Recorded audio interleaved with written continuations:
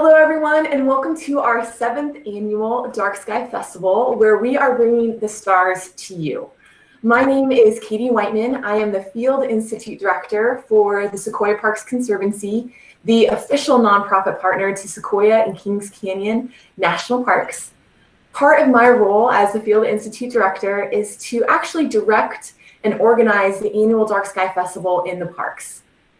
Even though our festival looks quite a bit different this year, the purpose behind the festival hasn't changed a bit. The aim of the Dark Sky Festival is to provide an opportunity for people to create a lasting connection to the night sky. We have been striving for this here in Sequoia and Kings Canyon National Parks since 2014, and our guest today, Terry Himes from NASA JPL, has been a part of that great work and purpose since the very beginning of the Dark Sky Festival. Now, Terry has his Bachelor's of Science degree in Computer Science from Michigan State University with a minor in System Analysis. He worked on his master's degree at Temple University until starting his own software company in 1979 called Princeton Networks Corporation. He began working on deep space projects in 1990 when the Jet Propulsion Laboratory's Mars Observer spacecraft was being built at the GE Space Center in Princeton, New Jersey. He started working directly for NASA's Jet Propulsion Laboratory, or JPL, in 2001 and has worked on over 30 deep space missions. At JPL, Terry was a sequence team leader for the Mars lander called InSight, which launched on May 5th, 2018. And was also part of the Dawn Spacecraft Team at the dwarf planet called Ceres. And lastly, which I think is the fun fact about Terry, is that he always describes himself as being a space nut. And at the age of 14, he set his goal for working at NASA on deep space missions, particularly Mars. So welcome, Terry. How are you doing today? I am doing great. It's a different year this year, as we talked about, but everybody is persevering, and we're pushing through, and we'll get through all of this. So I am doing great, and also all of our missions are doing great at JPL. So we're very happy. Awesome. Now, Terry, can you tell us a little bit about what it is that you are currently working on at JPL? Oh, yeah. Right now, I am on several projects. We are just closing down the Spitzer Space Telescope. I've worked with the Spitzer people for quite a while, but this last year, Spitzer is being closed down and decommissioned. So I've been working really hard with the Spitzer folks to do what they call data archiving out to the cloud so that we can have future missions look at that data. So I've been helping them. And the other missions that I've been working on is mostly all Mars missions, the Mars Odyssey. I'm part of the spacecraft team in Mars Odyssey, and we're doing, of course, still doing science. The gamma ray spectrometer and THEMIS, which is the thermal imaging system, are still operating on Odyssey and doing science. But we're also the sort of the government mule of the data relay, which I'll talk about a little later too.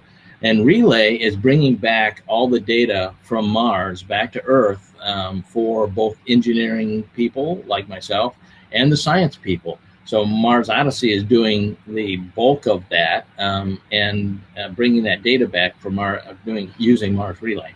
And I'm also working on TGO, which is the Trace Gas Orbiter, which is an ESA mission, European Space Agency.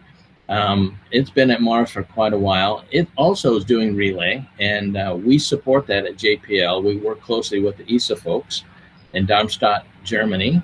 And then also another ESA spacecraft called the Mars Express, which is, codename acronym is MEX.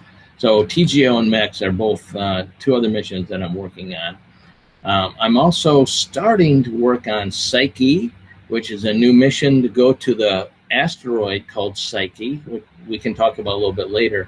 It's made of solid nickel and iron, like the core of Earth, like our melting core of Earth, our melted core, which is hot and molten and creates our magnetosphere. But Psyche is cold, and it's just a solid nickel iron asteroid, the only one out there that we know of between Mars and Jupiter. And I'm also working on the Europa Lander. We just started doing that. We're not sure what the lander is going to be yet, but we do know we're going to try to land on the surface of Europa. Europa is actually a moon of Jupiter, and it is a icy world, salt water, very thick ice crust, probably anywhere from 1 kilometer to 4 kilometers thick, we think. And it does have liquid water under that. So a very exciting mission too. So that's currently what those are missions that I'm working on. Wow. Yeah, I've been really excited to hear about all the different Mars projects, especially with, Perseverance having just launched a few weeks ago, and then this idea of potentially going to Europa. There are so many exciting things that are happening in space right now. Yeah. And with all of that you are working on, what would you say is the most rewarding part about your job there at JPL?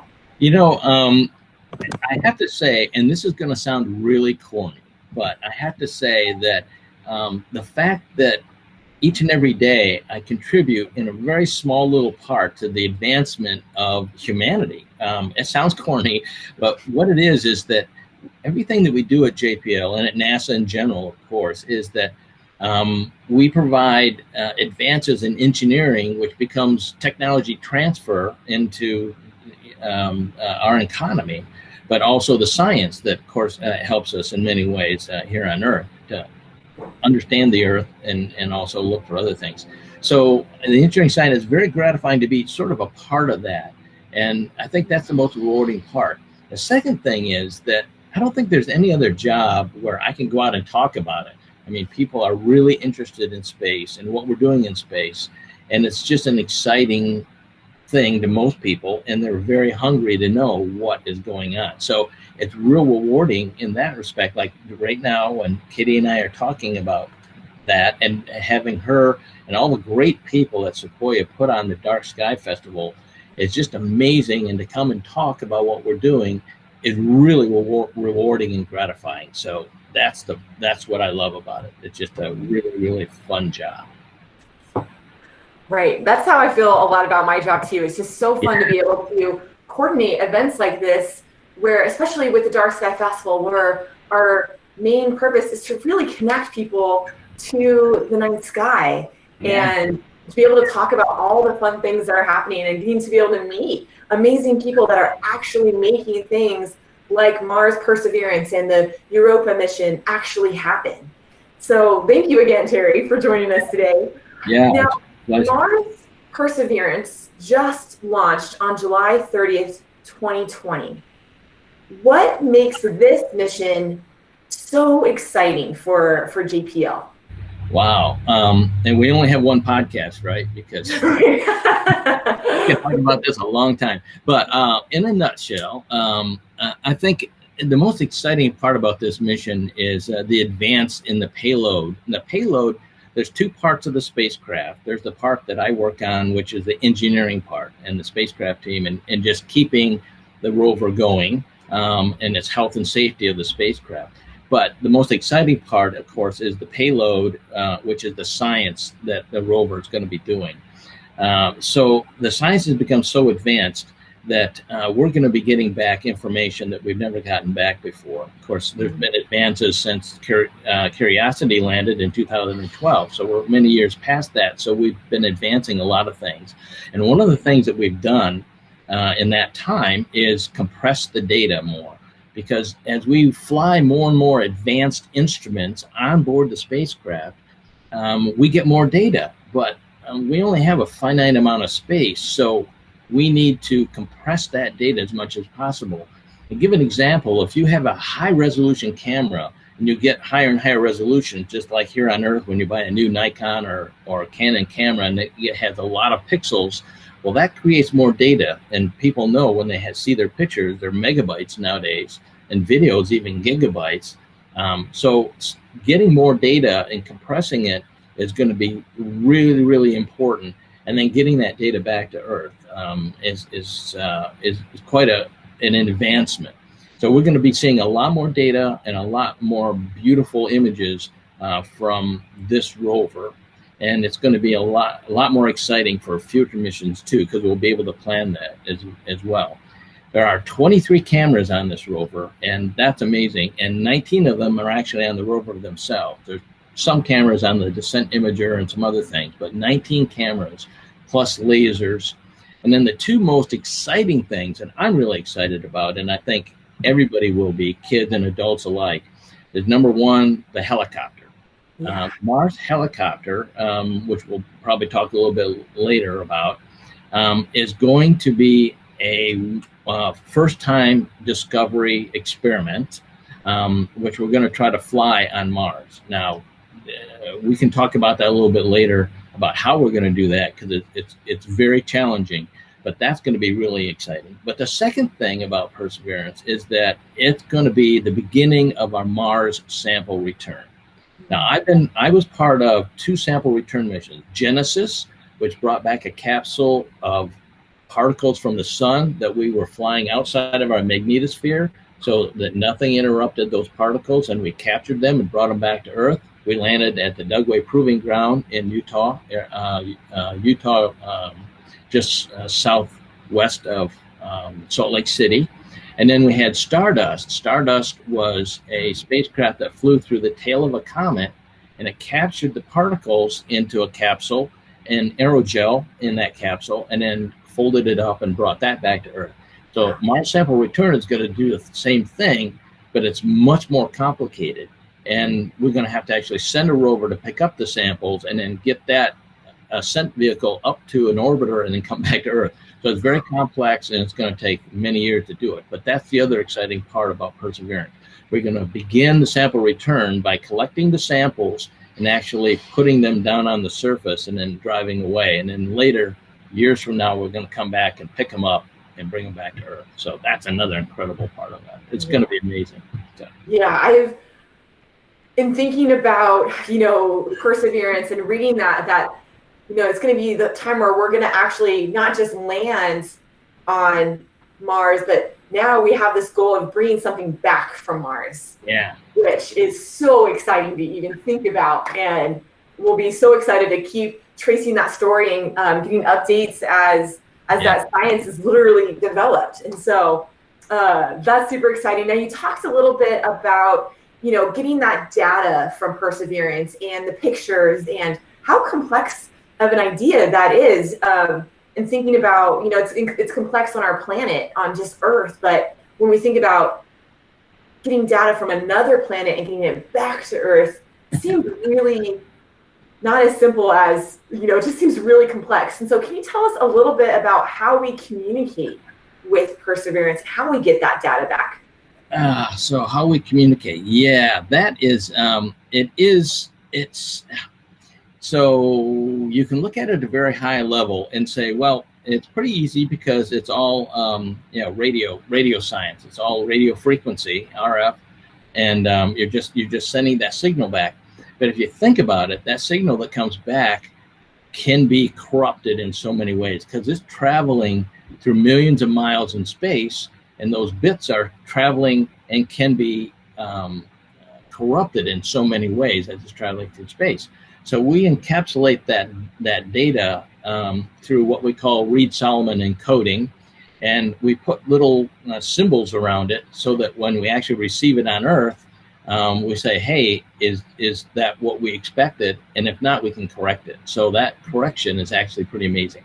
So that's one way. But the big thing is and we've been doing that for years, so it's pretty solid. But the big thing is about Mars and getting all that data back is that we are sending a ton of data through the orbiters itself, and it's called Mars Relay. So Mars Relay are the orbiters. Odyssey, MRO, and TGO are the 3 main orbiters that do most of the work, and they bring back the data. And they have overflights that go over the landers, but right now InSight and Curiosity, but then Perseverance. They'll have three spacecraft on the surface, and every 2 hours, the orbit of those spacecraft is about 2 hours, and about every 2 hours, one of those orbiters are going to be flying over the landed spacecraft, and they will hail the spacecraft, and the spacecraft will then send the data up using UHF up to the orbiter, and then the orbiter will send the data back to Earth. So that's how we get the bulk of the data back from the landers itself. And it's very, very, very exciting to be part of that, because the relay has grown over the years to be a huge part of our landed assets on Mars right now. So that's how we do it. And it's very exciting. We can also command. Usually, we don't command the spacecraft. We command them directly on the surface. But you can send what we call forward link commands as well through the orbiter. So that is done as well. InSight does that so that it can conserve power, and it doesn't have to use power, because it takes power for a high gain antenna. It takes power to power up that antenna. So if they can just send it up to an orbiter or have commands come down from the orbiter, it saves a lot of power. So for Curiosity and for Perseverance, their RTGs, which are radioisotope thermoelectric generator, which is nuclear powered, I guess, but they have a lot of power, so they can do a little more of the commanding in general. But InSight uses forward link commanding quite a bit. So I hope that's not too confusing. No, that's exciting. You mentioned earlier the Mars helicopter, Ingenuity. Can you tell us a little bit about Ingenuity and why it's so exciting for this mission? It's really exciting because Ingenuity, first of all, we have to think a little bit about what Mars is. It's going to be an amazing experiment.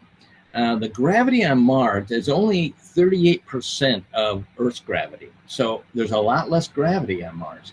And the atmosphere is quite a bit different. It's 100 times thinner than Earth, and it's made up of basically CO2, carbon dioxide. There's a little bit of nitrogen and argon in their atmosphere, but it's basically CO2, carbon dioxide, which is much lighter than oxygen or nitrogen even.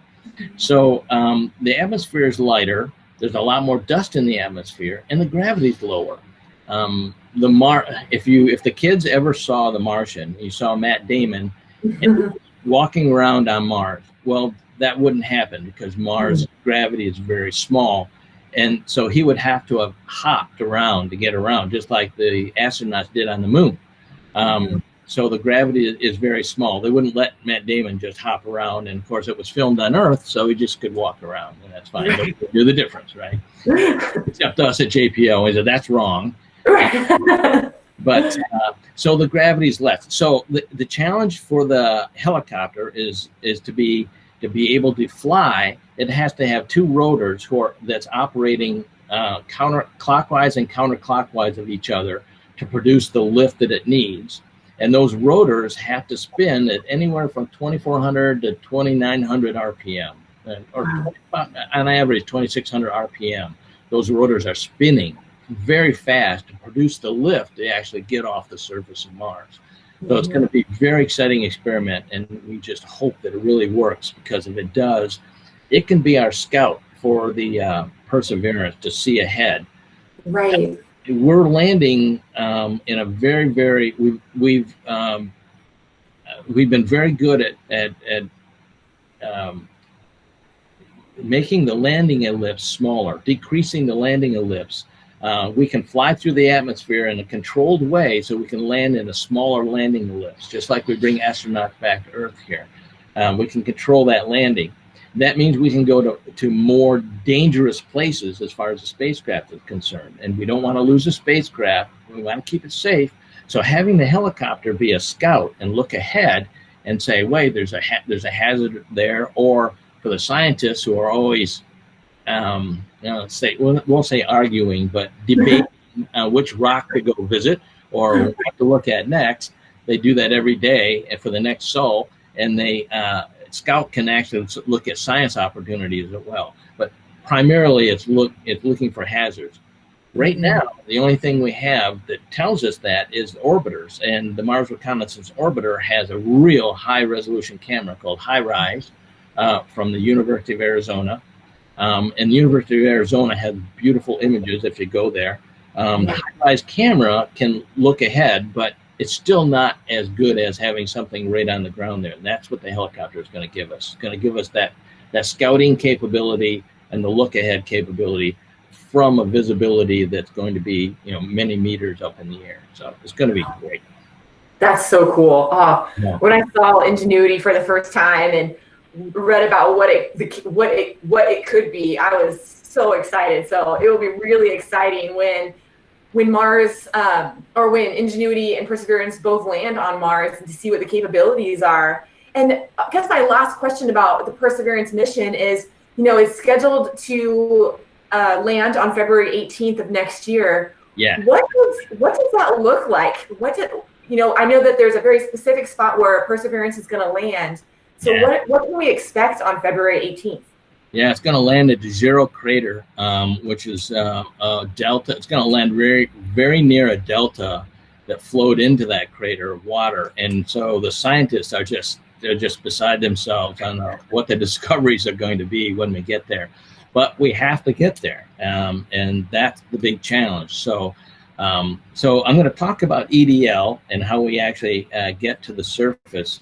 And this will be a little bit long of a narrative, so bear with me here. EDL is entry, descent, and landing, and it's been named the 7 minutes of terror. And why do they say that? They say it's 7 minutes of terror because we can't do anything. It's all up to the spacecraft to perform flawlessly from the top of the atmosphere to the surface, where it actually lands on the surface itself. So the spacecraft has to perform exactly as it was designed. And the thing that's the most critical of that entry, descent, and landing is the pyros. And the pyros are small firecrackers, actually, that must perform each and every time to do different things as we're going through the atmosphere. So at the top of the atmosphere, the first thing that happens, we have to separate the cruise ring from the actual aeroshell that's going to go through the atmosphere, which has the rover in it itself. So pyros have to fire for that cruise ring to separate. And then the aeroshell is traveling through the atmosphere at a really high rate of speed, probably Mach 2 or better, actually faster than Mach 2. And we're using the atmosphere itself to actually slow the descent of the spacecraft, the aeroshell itself, using, of course, the heat shield. Now, the heat shield, just like the ones that we use for humans when we come back to Earth, is made to actually burn away. Particles are flying away, and the particles that are flying away are carrying the heat away, but it causes a huge fireball around the spacecraft, and we can't get only small communications out. So it's actually traveling through the atmosphere in a fireball, and the atmosphere is actually slowing it down to a point where it'll reach about Mach 2, and when we sense that it's reached Mach 2, all of a sudden the parachute will deploy. Now that's another set of pyros that have to fire. There's a canister basically that fires the parachute out. It's a huge parachute, which is about 21 meters across. Oh, wow. It will then slow the spacecraft down to about Mach 1.4. Now, how fast is that? It's about 1,000 miles an hour, anywhere from 900 to 1,000 miles an hour. So you're on the chute going still pretty fast, 1,000 miles an hour. And we're firing small thrusters to control our descent because we have to hit that landing ellipse. Remember, it's smaller and smaller now. So we have to hit that landing ellipse. We don't want to go off into some crevasse or something on the planet. So we have to control that using small thrusters. And the oscillation and to stabilize the spacecraft and the parachute has to be controlled as well. So at some point, the heat shield will then drop off, and our radar system, what we call the descent sensors, will then start looking for the surface of Mars. Now it takes about 5 seconds for the descent imager to turn on to allow that heat shield to fall away enough so it doesn't actually see the heat shield instead of the surface and get confused and say, hey, we've landed. That would be a disaster. So it has to wait 5 seconds for that heat shield to fall away, and then the descent sensors will start looking for the surface. And it's a very critical point at that point because we're still on the chute and we're looking for the surface, and we're still traveling probably about 200 miles an hour, anywhere from 180 to 200 miles an hour coming through the atmosphere, but we're going a lot slower than before. But the next step is very, very critical. At about 2,000 meters altitude above the surface, the spacecraft initiates what we call the power descent by opening the fuel lines and igniting the 8 descent thrusters that's going to actually put it onto the surface. But they only power up about 1%, just enough for us to know that they're actually operating and that we're good. So this is all happening now. And in the descent stage, in the back shell and the parachute, we're still on that. And then there's about a 1 second free fall. When those get cut away, the pyros again fire, and those get cut away, and the back shell and the parachute fly away. And now there's about a 1 second free fall. So to make sure that we are clear, because if we start all of a sudden stop and fire the thrusters at full thruster, that chute in the back shell could still be hanging around. So we want to wait a second, fall away at 200 miles an hour, fall away enough for those things to fly away, and then the thrusters will power up to 100%, and then we'll start the descent at about 20 meters per second, or about 45 miles an hour. So now we're on the actual descent thrusters with this rover still tucked in underneath it, traveling at about 45 miles an hour towards the surface, and then the thrusters will slow it down to about 1 mile an hour.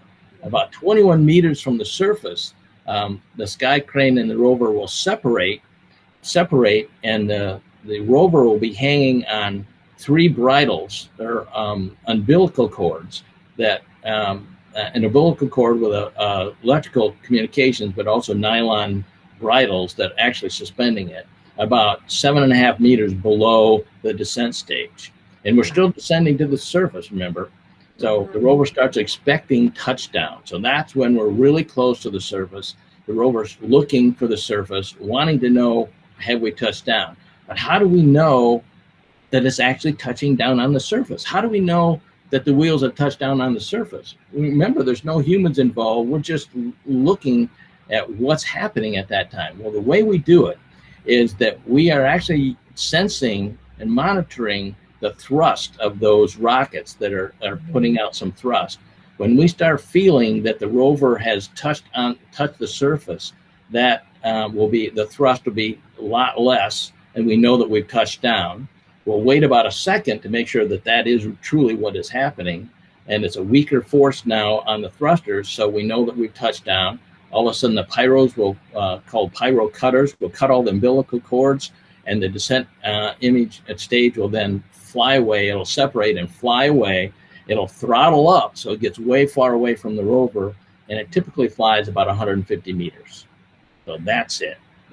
So and it's a long, that's a long description, but that's entry, descent, and landing. And it takes 7 minutes, and we're all waiting breathlessly as that thing is going through the atmosphere.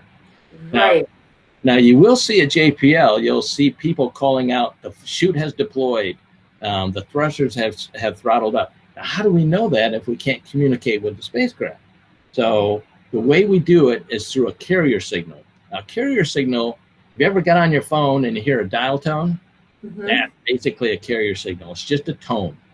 But we know, when we're looking at the tone on a graph, we'll see that there's a blip. And we know that if a blip happens at that particular time, on or about that time, that's the parachute deploying. You'll see another blip where something else happens. So that's how we actually know that those things occurred, even though we don't have direct communication with the spacecraft. So that's it. Now, will the Mars orbiters be able to record that and kind of have like to see it? Yes, that's exactly right. You're so smart, Katie. You are, and you pay attention to all of this stuff. The orbiters are recording the carrier signal and sending it back to Earth. In fact, it's called bent pipe because they're literally, it's like a plumber's pipe. It's actually getting the carrier tone and then turning it around and sending it right back to Earth. Now, you have to remember, on February 18th, 2021, Mars is going to be about 11-minute light time away. So all of this is all going to happen way before we even get the signal. So when they're calling that out, it's actually already happened 11 minutes before that. So there's 11-minute one-way light time on February 18th, 2021. So just to let you know that, it's heart-stopping. It sounds so complex, and I can see why they call it the 7 minutes of terror, because there's just so much happening in such a short amount of time. And we're talking, when you're thinking about, speeds of Mach 2, slowing down to just 400 and slowing down to, 45 miles an hour in just a short amount of time on a different planet. It just seems just like an engineering puzzle that I'm sure would terrify some people and just excite a lot of people as well. And I think that it's so amazing that we can even think about having this conversation, that you can explain to me how a spacecraft is going to land on a different planet is incredible. And it's so exciting. What can we expect on February 18th? Would we be able, on the, for people who aren't scientists at JPL, would we be able to see any of this happen? Oh yeah. So what will happen? We have at people who have seen this before. We're going to repeat the same thing. We go into one of the buildings that we have at JPL called the dark room, but it's been the spacecraft facility for back into the 60s. Basically, it's our event room because it's kind of a glass fishbowl type of thing. So they have a lot of cameras and stuff. And there'll be all the different subsystems will have people on console there. So that is the event room, and that's where the cameras are. Now, a lot of the work happens in the other building where I work in, building 264, where all the support teams are in the other building. So most of the work is actually done over there. The people who are on console are basically just watching things that are happening. And of course, they have a big celebration when certain things, we hit certain milestones of that, like the chute opening. And then of course, when we land, we actually land. So the event room is very interesting, and it's a great place to have the cameras and all of that. But those people, each and every one of those people, which are probably 30 people in that room, there's probably 20 or 30 people for each one of those people in the other building doing all the work, most all of it. Because they can't do much while they're on camera, because it'd be kind of crazy. Yeah. And even a lot of the managers, we don't even give them keyboards because we don't want them to touch anything. So right. So we make right. Definitely takes a whole team. We have a kind of a saying in SPC, like teamwork makes the dream work. And just how many people, it's amazing to see for just one mission, how many people it really does bring together. Yeah. It is. It's huge teams of engineers and scientists as well. Huge teams of engineers, because that's what I'm part of. So yeah, thousands of engineers have contributed to making this all happen, and each and every one of them has poured their heart and soul into it, and they are really anxious with anticipation that everything works, because if you've worked 10 years on a project, you really don't want it to disappear in a second, Right. So we just pray that everything works successfully. Yeah.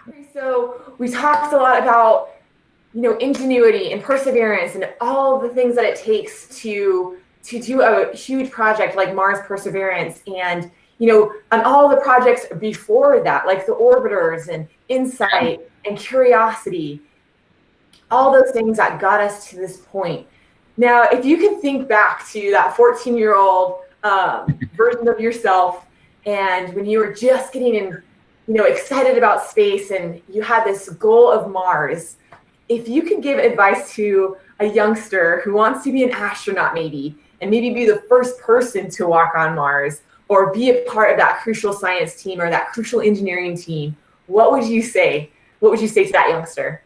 Oh, well, and this comes from many years, so 1990, however many years that is. But this comes from a lot of experience that I have found that the most important thing is that you continue no matter what. Success is built on failures. We have lots of failures at JPL. We don't talk much about them. I'd like to give a presentation sometime of just some of the failures, because some of them are actually pretty comical, but you learn a lot from the failures, and we've had a lot of failures. So what I would say to youngsters, number one, if your passion is to get into space, then you have basically two avenues to go into. One is engineering and one is science. I took the engineering route because that's what I was really interested in, but some people might be interested in science as well. But if you want to go into the engineering part of it, set your sight on your education and be prepared to work really hard. Now, it doesn't mean you have to be an A++ student or anything like that. What you have to be is you just have to persevere. You have to work through all the problems. You're going to fail.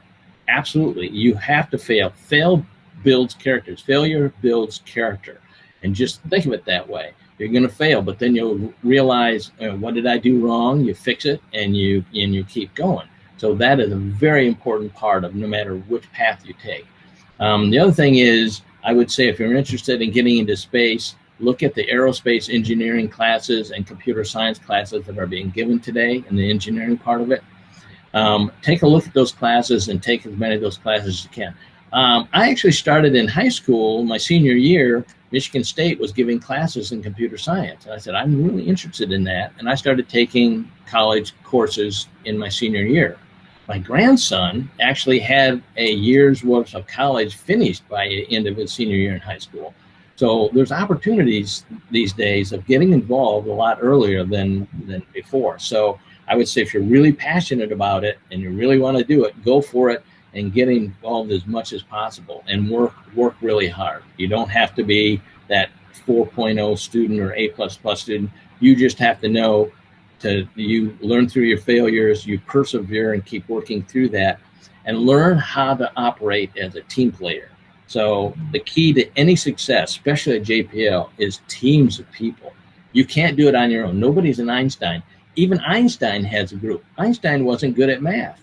He knew guys who were really good at math, and he went to those people and he said, how do I figure this out? How do I get the proofs of what I know to really be the truth and get to that? So you have to depend on other people as teams. So learn to work in teams, learn to manage teams, lead teams, and to be a team player. That's the key. And the main thing is just keep plugging away at it. Don't give up. Never give up.